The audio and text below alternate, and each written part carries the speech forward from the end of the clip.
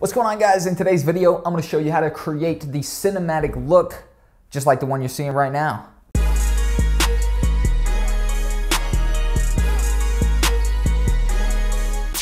Alright, welcome back to another video, guys. My name is Jack. I produce weekly content based around video editing, videography, how to make money making videos. Subscribe now if you're interested. This video right here, super simple, super straightforward. I'm going to break down how to actually create a cinematic look using just the camera settings of a Sony camera with the picture profile, and then also show you how to take that cinematic look, which is this one that you're seeing right now, and kind of take it to a whole nother level, improve it a little bit further in the post-production process, aka, in Premiere Pro or, whatever video editor you're using. Without further ado, let's get into the video.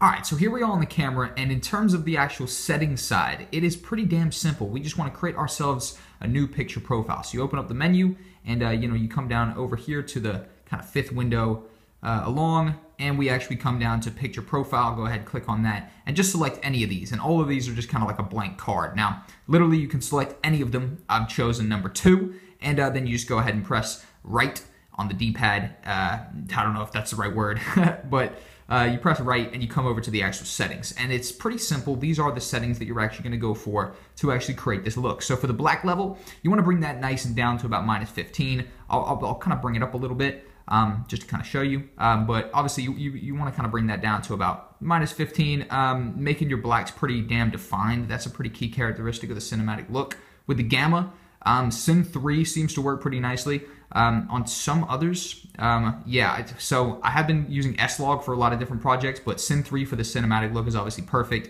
S-Log, I'm going to be showing you some tips in the post-production how to kind of amplify this effect as well. So you could just not do all these settings and just choose like a S-Log and then just go for like a full cinematic look in the post-production process, but I think you can get a more convincing, kind of more realistic cinematic look when you do a combination of the actual in-camera settings and the post-production. So for the color mode, put that on sgam3.sin, saturation -5. You want to bring the saturation nice down. It kind of needs to be a little gloomy. That sort of is the cinematic look in a nutshell, for lack of a better word.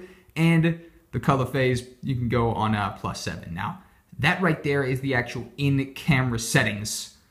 Right there. If you follow that, you are going to get a pretty nice, pretty convincing looking cinematic look, even though I don't even have an SD card in right now. That's a little bit unprofessional. Well, I don't know if it is or not, but I just forgot to put an SD card in. But those are the actual in-camera settings. I'm now going to jump over to Premiere Pro and run through some actual color grading and color correction to kind of amplify this cinematic look and take it to the next level. Okay, so we've teleported over to the computer. We just ran through the settings on the camera. If you've done that, you are going to be able to create yourself a really nice, really convincing cinematic look entirely just in camera. Now, I created some footage. I gathered some footage with my channel mascot. I don't actually have a name for him yet, but this guy's definitely my channel mascot. And I recorded a few clips. These are the clips right here that I recorded with this base cinematic look. Hold on, there was a little bit of lag right there. I just want to make sure, you see this properly. And it's basically just this little blue dog. I've just recorded some cool cinematic footage using this cinematic look with the picture profile 2 that we did. You could do any picture profile though. And I just want to show you how in the post-production process we can take this and level it up. Now, the main way that you level it up is using Premiere, using a preset that is kind of a specific preset that I know about that really adds to this really nicely. But I want to give an option for those out there who aren't using Premiere as well, so I'll show you how to replicate the look with just kind of the regular color correction, color grading tools that I'm pretty sure pretty much every single video editor has. So I'll show you how to do it in the solo Premiere, then I'll show you how to do that one right here. So this is the footage, obviously. It's looking pretty nice, but you can obviously take it a little bit further. There's no reason why you couldn't improve this look by just going into the post-production process. And the way I do that is using a simple preset over here on the Creative tab called the Fuji Eterna 250D. This is the first preset that comes, and I'll turn off the adjustment layer. That's what it obviously looks like before. That's what it looks like after we've added this. It dramatically just enriches the cinematic look. It really just puts the stamp of approval on it, makes it kind of official. And this would be my final touch to tell you guys to complete the cinematic look. Now, it does amplify the colors a bit more, which is not super signature for cinematic, so you could lower the opacity of the adjustment layer. For example, that is just a raw, and you could go up to maybe 50 or 60% or something. I'm just going to put it on full because I really like the way it looks. But of course, not everybody edits in Premiere. A lot of you guys edit in HitFilm. A lot of you guys edit in a lot of other different editors as well. And you know, I want to provide a pretty good option for you guys as well. So here is how you would go about replicating this addition, just using the regular color grading and color correction tools, you know, if you didn't have access to these presets in Adobe Premiere Pro. So just one more watch of that right there, because it is looking really nice.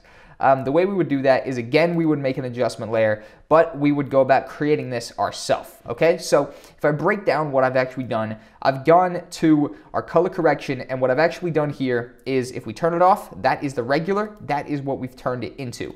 That is the first frame of the one we've done ourselves, and that is the first frame of the one they did. So it is slightly different. I couldn't get it perfect, but we got it as close as possible, and I'll show you how to do it. First off, with the temperature, we want to actually bring the temperature over, you know, to a little bit kind of more orange. So in fact, I'm probably just going to go ahead and replicate this one right here.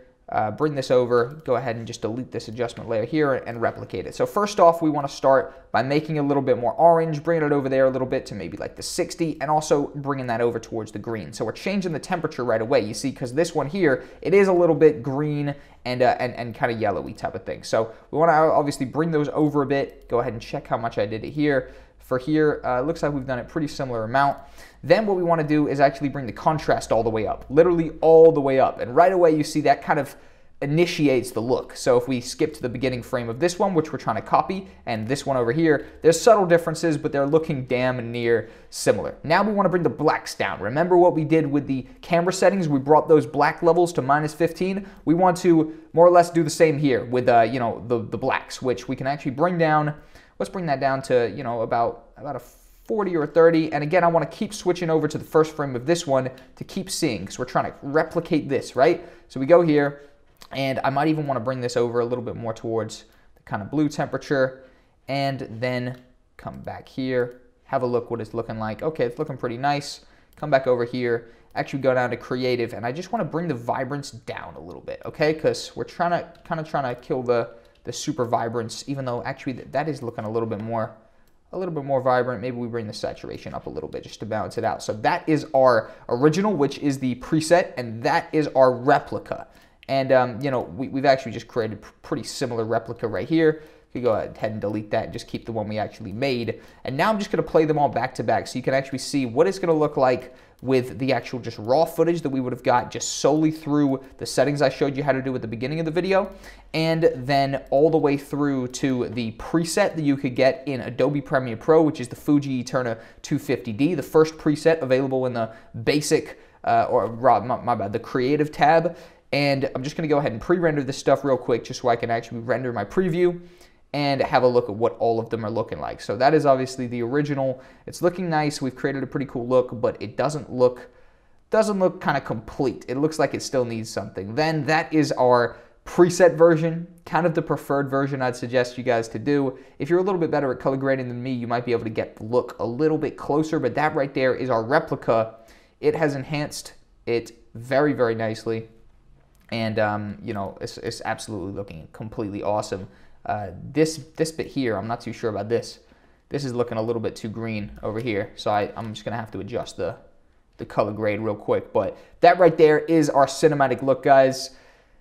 Pretty easy replica. I tried to provide as much value to everybody. So if you're using a Sony camera, you could use those settings. Then you could actually take those settings, actually, you know, go a step further if you're using Premiere and actually improve it with this Fuji Eterna 250D preset. And also if you're not using Premiere and you still want to make this you know, more amplified from the Sony settings that we already did at the beginning, you can replicate the effect right here. But to be honest, I didn't do the biggest justice by replicating this one here, to be honest. But you know, hopefully you could hit it a little bit better than me. Hopefully you guys enjoyed the video. Thank you guys for watching. If you did, I'm going to leave a video playing right after this one that will provide a bunch of value to you if you've made it to the end of this one, which, you know, that signifies to me that you must have enjoyed this video in some capacity, something, even if it was the dog. Remember when I showed you the dog?